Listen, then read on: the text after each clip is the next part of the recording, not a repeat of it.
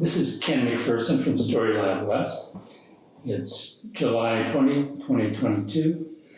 I'm at Pilgrim Place in Claremont, California, speaking with Merrill Ring, who is a past president of the Democratic Club of Claremont. He's a retired Cal State Fullerton philosophy professor and longtime Claremont resident. Merrill, you continue to publish even after you retired. I did. Prolifically. In fact, I have a book that's busy being in press right now at Cambridge Scholars Publishing. A big, fat book. Neither you nor I will be able to afford it once it's published. Tell me the title of the book. It's Philosophical Examinations, Problems Historical and Contemporary. It's a collection of essays on a huge variety of topics, running from ancient philosophy all the way up to today. I noticed in 1996 you published an article about the abortion debate and realism in the abortion debate. You care to make any remarks to update that? Well, the Supreme Court decision. My view is, look, that the debate, this is a philosophical point that most people don't get. Not everybody misses it, but many do. That in the end, what the debate is about is what counts as a person, as a human being. And I'm one who argues first that zygote does not count as a human being or as a person, and there's no natural break in there. There are some presumed spots, but for me, the best time to say that we have a person, i.e. somebody with legal and moral stature, is when they are born. Now, it's not always. I mean, sometimes you can do different things, but that's the best time. And that's when it's initiated into the human community and starts learning to be, how to be a human being, among other things. So that's the basis argument. And there may even actually be a letter published this Friday in the Courier about that sort of thing. We shall see. Oh, I'll look for that.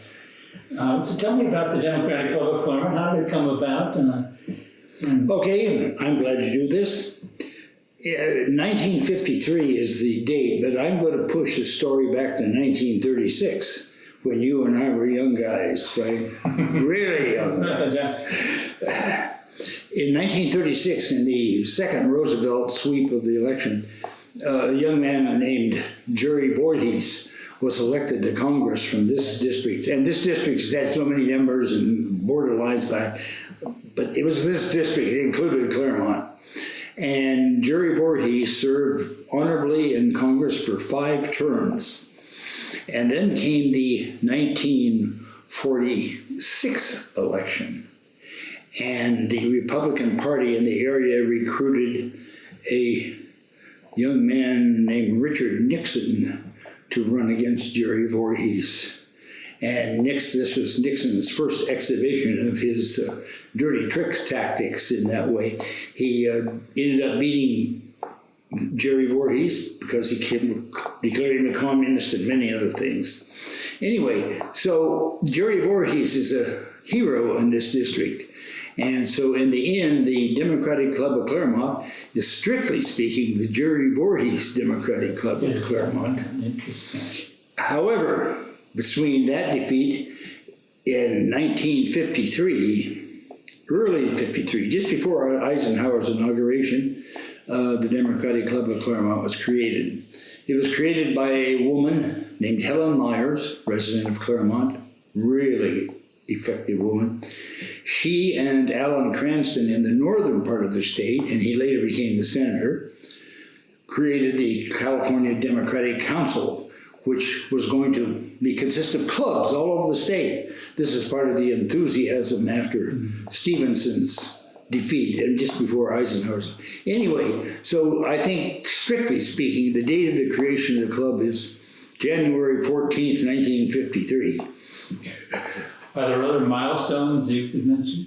Oh, yes. Steve, and I'm not an expert on all these. Let me just mention, in the 1970 election, we elected a Democrat named Jim Lloyd as the congressman from this district. And he lasted until 1974, when a brash young Republican recruited from the halls of CMC was named Drier, beat him. And Drier proceeded to serve 20-some years, I don't even remember that long, as the representative from this district. In those days, Claremont was one of those genteel Republican enclaves, right? That it was country club set, it wasn't the rowdies that are now constitute the party. David Drier, in one way, was an extremely good congressman for all those years. He paid attention to his constituents, and if somebody in Claremont needed something, he saw to it. But that gave him cover when he got back to Washington to vote his desires and aims, which was very right-wing. So he never publicized in this area what he actually did in Washington. He just took care of local business, right? You needed something, he would see that it was taken care of, right? There's a wonderful community center in Cucamonga named after him. Oh yeah, no. I mean, he did things for this district. There's no doubt about it. It's just that the other day he tried not to let people know what he was doing in Washington, and he was so senior he got to be head of the Rules Committee up there because he never passed any good legislation or anything. He just was a long-serving congressman and rose through the ranks and got to be an eminence in the Republican Party. But in the end, California instituted a redistricting commission, and it decided that the districts for Congress would be a little different than the Republicans had been drawing them. And so Drier was forced to run in against people that he didn't think he could compete with. And so this district, as a result, became Democratic again. Judy Chu, the great Judy Chu, became our congresswoman. And that, with that redistricting, the whole Republican stronghold on all the seats in this area collapsed, and it's a Democratic district now. In your bio, you mentioned the Iraq War is what kind of caused you to become an activist. Well, that's true about myself. Let me just stick in one other highlight that happened. That was the Vietnam War. And the Vietnam War split the Democratic Party. It split the local Democratic Club. And for a while, the club just fell apart. So I'm not unclear about the years since I wasn't here at the time. But it was put back together by Sandy Baldonado and Sandy Hester and somebody, I don't remember who else. So there was a little break there in the history of the club, largely due to the divisiveness of the Vietnam War. But since at least early 80s, this has been a strong and functioning Democratic club here in Claremont. Of course, the era of Trump must give you many other reasons to be an activist. Oh, yes. It's true. I came back into it. I'd been very activist, not within the party, but outside the party during the Vietnam War. And it just wore me out. And it got to be time when I paid attention to my work and to my family and things like that. And what got me back in was Iraq, as you mentioned, that I heard, I don't remember he was a major in the Marines, first name was Scott, and he was on the United Nations inspection team in Iraq, and he made a tour of the country telling people, look, what the Bush administration is saying isn't true. There aren't any nuclear weapons there. And I heard him speak over at the United Church of Christ, the UCC, and I was impressed. So I once again gave up my retirement from politics and joined the Democratic Club here. Are you still politically active? Very. Too much. So what are the issues of the day that move you? That move me? Well, there's long-standing issues. Look, I believe the club, no, I believe the party made a misstep under Bill Clinton. It gave up the FDR program and turned to making friends with Wall Street and getting money and so forth and so on. And so I've been an FDR sort of person for all along. And so one of the things,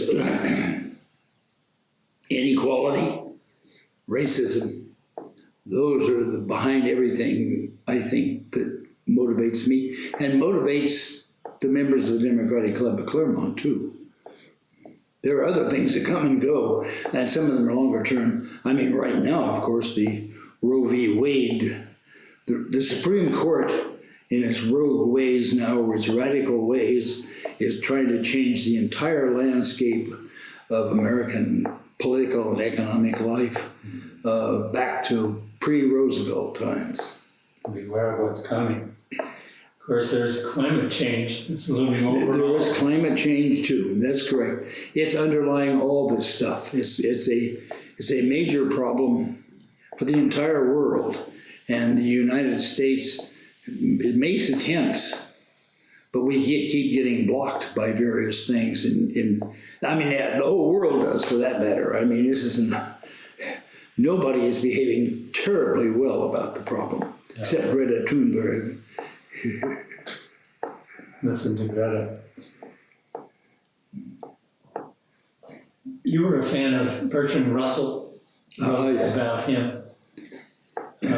What did you like about Bertrand Russell? Well, one thing, very simple thing, he was an extremely good and clear writer. I mean, he's a beautiful master of English prose, clarity. He was a skeptic. He raised questions. He wasn't, by any means, he wasn't right. I disagree with him philosophically, but he raised questions and did important things. And so his big effect on me was not so much his technical philosophical work as his public writings. And he wrote vast quantities of things. I mean, tons of pages every day. I wish I could write tons of pages every day. Do you still write beyond the book? Oh yeah. Though right now the political work is overwhelming my next philosophical project. Oh. Can you tell me anything about that? Well, yes. You know, one thing we do know. I'm going to give this. We can close our eyes, and I can tell you where my hand is and how it's moving and all that. And the question is, how do you do it? And there's a long-standing theory that's been accepted in psychology, biology. This is on the basis of certain pieces of information coming to us from our limbs. There's a whole sensory system down there. And I've argued that that doesn't work. Now I want to try to give the positive answer. How do we know these things? And nobody's ever tried that before as an alternative. And it's hard and slow going. And as I said, I'm not spending much time on it these days. This political affairs are overwhelming me right now. Maybe if I went up to the mountain fastness and hid away in a cabin somewhere, I could concentrate on that. How does a philosopher deal with end-of-life issues? I have a good friend, Frank Bertrand, who had Parkinson's for 17 years, and he saw what lie ahead, practically catatonia. And so he, with the help of some compassionate people, took his own life,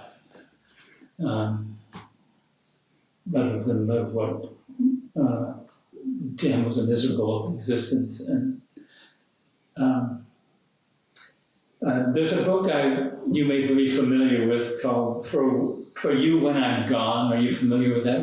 I believe I've heard of it, but Rabbi Zetterber, right, which talks about end-of-life issues and what's most important to do for loved ones, and in order to make sure that we've lived by the creed that we subscribe to. Yeah.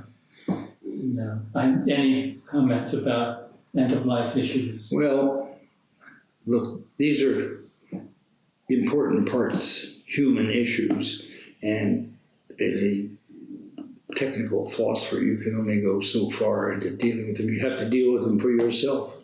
And I don't know how much philosophical background helps or hurts in this, but these things come up. One of the things in my own case that I'm aware of is questions about pain. How much pain is a person able to take on their way? What does pain do to you?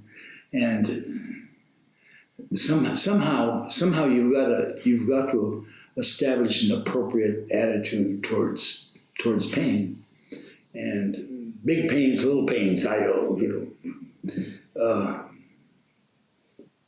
and so that's something people should have been working on all their lives, in fact, is, okay, it's going to hurt, so what do I do about that? Right? And you can't let it overwhelm you. That's my biggest insight into this matter is, yeah, it's going to hurt, so what am I going to do? And of course it can get so bad that people can't take it anymore. I mean, I just love these little charts in doctors' offices about the 10 stages. They go smiling and all that. And the worst imaginable, they have the last one, the worst imaginable, you don't know what that is. Most of us have never been there before. Sure. 10. The 10. Yeah, where is that? Who would you most like to have a beer with as a person living today? No, that's a good question. It probably varies from day to day, actually, or from time to time. My philosophical heroes are all gone, so I'm not going to choose a philosopher. I'm likely to choose somebody that the name that just immediately came to my mind was Elizabeth Warren. I'd never thought about this question before, and I never thought about that. But all of a sudden, boom, she popped up there. I really like Elizabeth Warren, and she's got a lot she's a great explainer, and that's one of the faults of many politicians. They can talk well, but they can't explain things. And so I just sort of like to sit back and listen to Elizabeth talk about this, that, and the other sort of thing. I could learn a lot. Actually, my next question was going to be, what historical figure would you most likely to sit down with over a glass of wine? Well, I'll put it this way again. My favorite, most important philosophical influence in my life, I doubt that I would choose him. He was too prickly. And so would Ludwig Wittgenstein.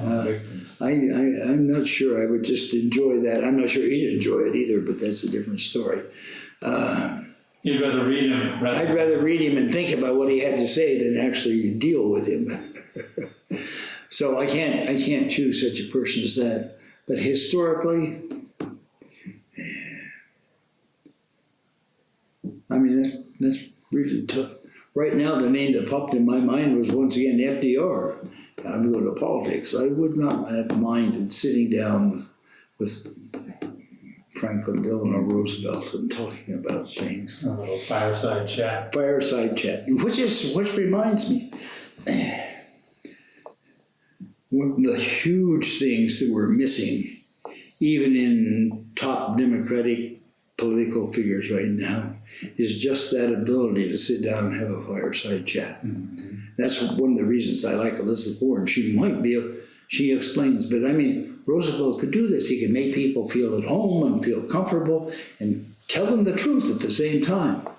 And that's what we need. Not just nice words, but the ability to draw people in and say, sure, this is what's going on.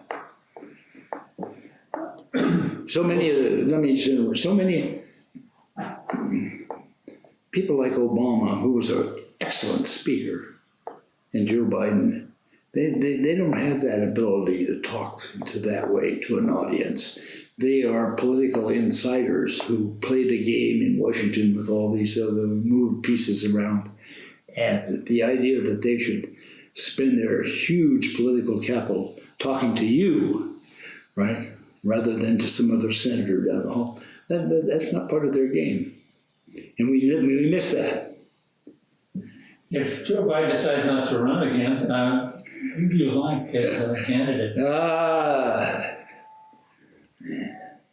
Well, the problem is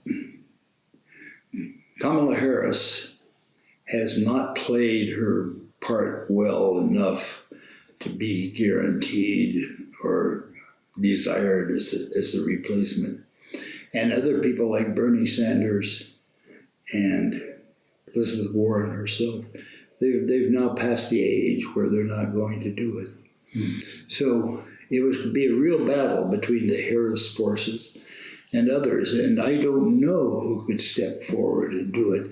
The interesting thing right now for me is that I'm not sure. I'm not saying he's my candidate, but he's doing some of the right things.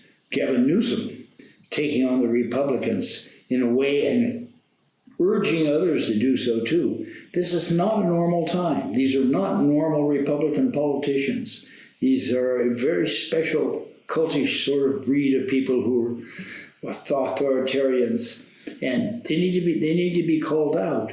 So Newsom's making a name, but I don't think Newsom has the weight to actually be the best candidate for the Democratic Party. But he's doing the right things. I would look for somebody else to step forward right now and do Newsom-ish sort of things with a little more power. Cory Booker has got the possibility of doing that. Whether he wants to do it, I don't have a clue. He's a passionate speaker. That's correct. He's passionate. He's clear, forceful. Coming from career development as I do, I was especially appreciative of what you had to say about advising students who were choosing a major, and you made a good case for choosing philosophy as a major for many good reasons, and one of them being that it develops critical thinking skills. That is the core of it. That's right. Something that seems so missing in the populace. That's right. You're absolutely right. Despite the fact that all these kids having college educations, the critical spirit has not taken hold in them, whatever it is. And that is the one thing that philosophy does. Of course, it can be carried to an extreme. I mean, you can be overly critical of things, there's no doubt about it, or not think about it. And I know people like that. But you need to be able to see that somebody says something, you can raise questions about it, and you should raise questions. And there's all sorts of ways of finding out information about the answers. Sure. So many of your articles seem to be about finding the truth. Yes. Identifying what's true and what's false. And that's a big interest of mine, yes. And we just need to work on it better. I mean, rather than just saying, well, so-and-so said. Who is so-and-so? Why did they say it? What's going on? And we as a whole culture do not do that well. You asked me earlier about Bertrand Russell. Well, that's one of the things that Bertrand Russell had, was the critical spirit. I mean, he was willing to raise questions about whatever came to him. And he could overdo it. He was one of those sometimes overdoers about it. But that's important, and that's why the critical study stuff, I'd like to know. I suppose one thing that could be raised about the school board here in Claremont is how much are they pushing and thinking about developing this critical attitude in students? It seems to me to be important, and I don't hear anything about it being developed on the whole. no, I'll give you my card and encourage you to take a look at the oral history project I did with Sycamore School, and they did a lot of teaching to an aha experience, having kids, not giving them the answer, but giving them more information so that they could do the research and come up with their own answers. And the consensus was, of course, this was in 2008 that I did those interviews. There are 45 different interviews with former students. And the consensus was that that's kind of very hard to do these days, that there's so much of a demand for testing. Well, yeah, actually, I was just thinking about this earlier in the day, Kenny. One of the things about Claremont used to be the school district, that each of the elementary schools had a very distinct personality, explicitly stated. I mean, not just by practice. This is what we tried to do and accomplish.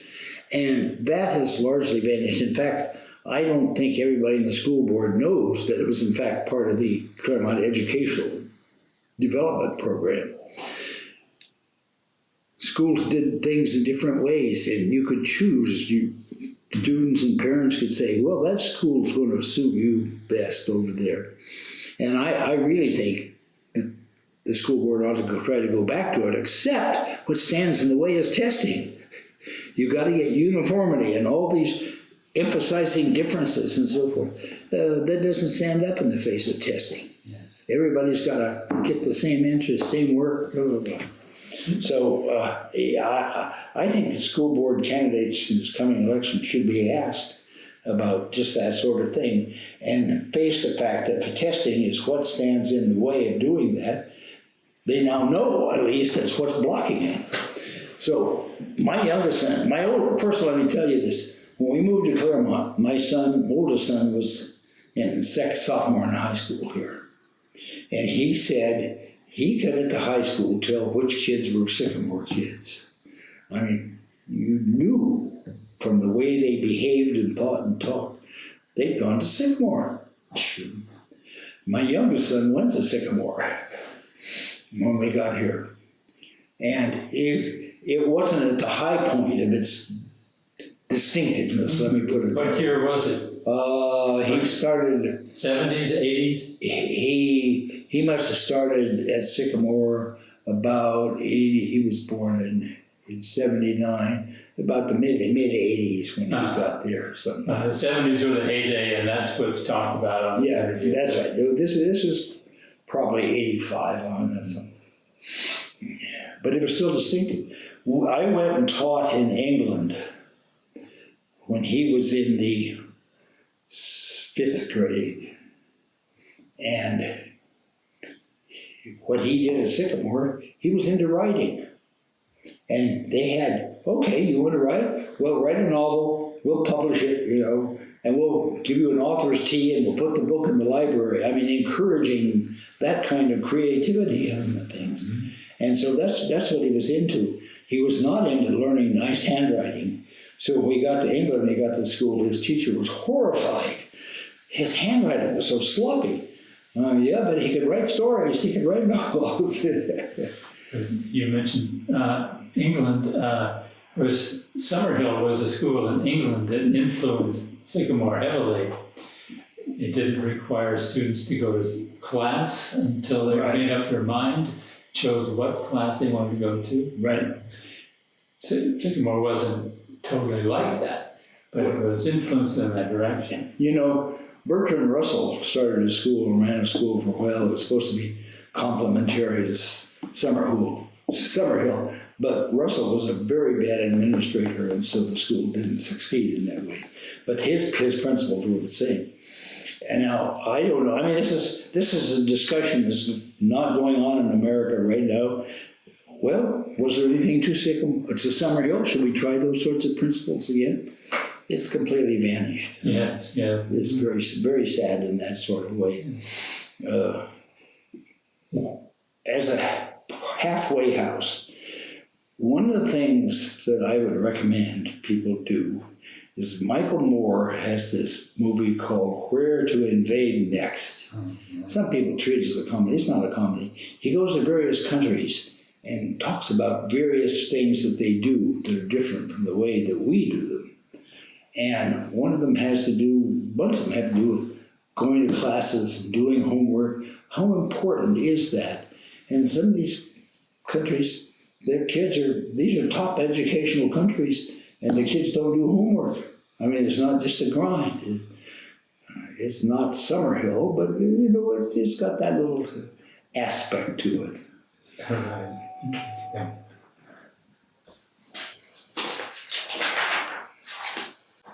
So let me ask you if you have any other remarks you want to make. Well, I could go on talking about the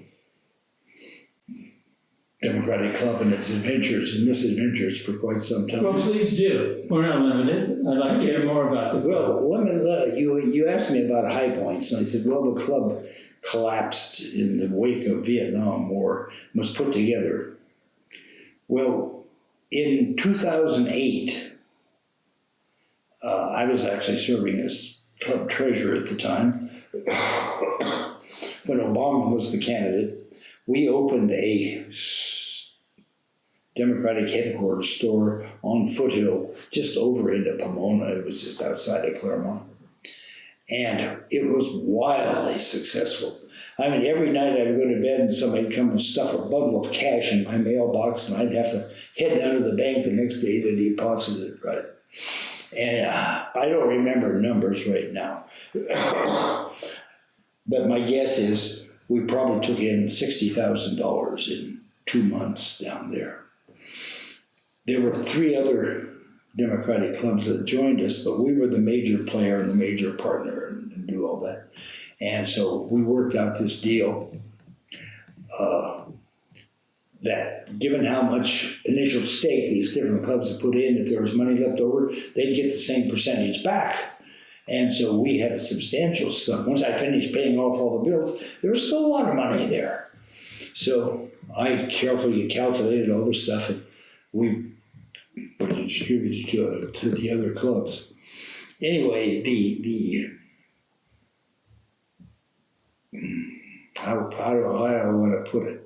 The outcome of all this was not a pretty scene, let me put it that way. And so both for us and our relationship to these other clubs, we ended up in two different court suits, one having to do with what we did with our share, one having to do with how we dispensed the money to the other clubs. And the right side won both of them, but that's okay. But this was a major, non-fortunate incident in the middle of our club's history. And people still haven't forgotten it. It was very nice this last June 19th, well, it was actually on the 18th, Juneteenth. There's a big celebration in Ganesha Park.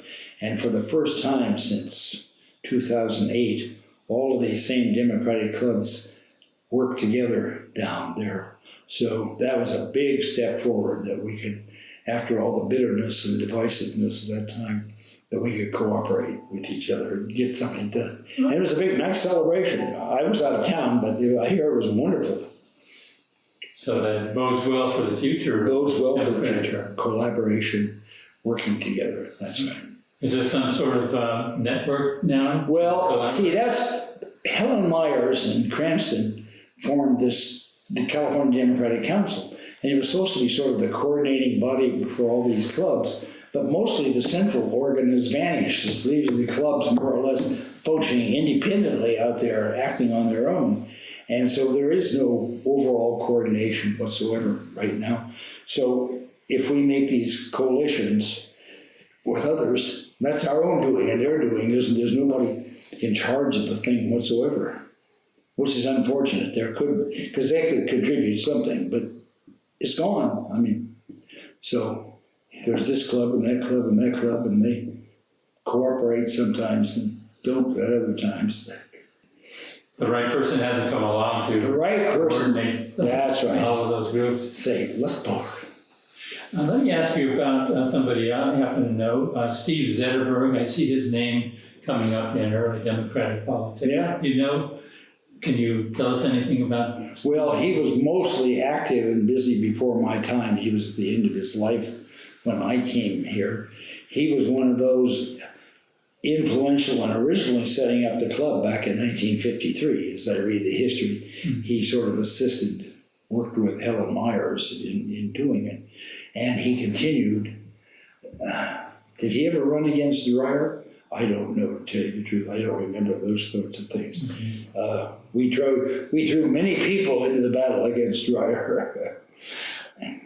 Tell me more about Jerry Voorhis and some of the attacks that he suffered. I mean, this involves some red baiting, right? Oh yes, Alger Hiss. Yeah, that sort of thing. That's right.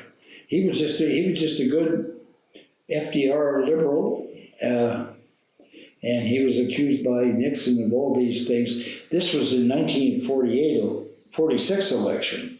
And then in 48, Nixon ran against Helen Douglas for Senate, and that was even bigger. He'd honed his tactics down by that time, and then Eisenhower chose him to be vice president, and so he made his way up through Jerry Voorhis and Helen Douglas, and into the vice presidency and then the presidency. So he was out for power. I mean. Truth sort of reminds you of today. It was kind of the origin of the dirty tricks. Dirty tricks. And that had something to do with the difficulties of the club, Wyatt Fellow, in connection with and I don't know that episode. That was before my time, and it would do the history of Claremont a lot of good, I think, for you to talk to, say, Sandy Hester, who knows this stuff. Okay.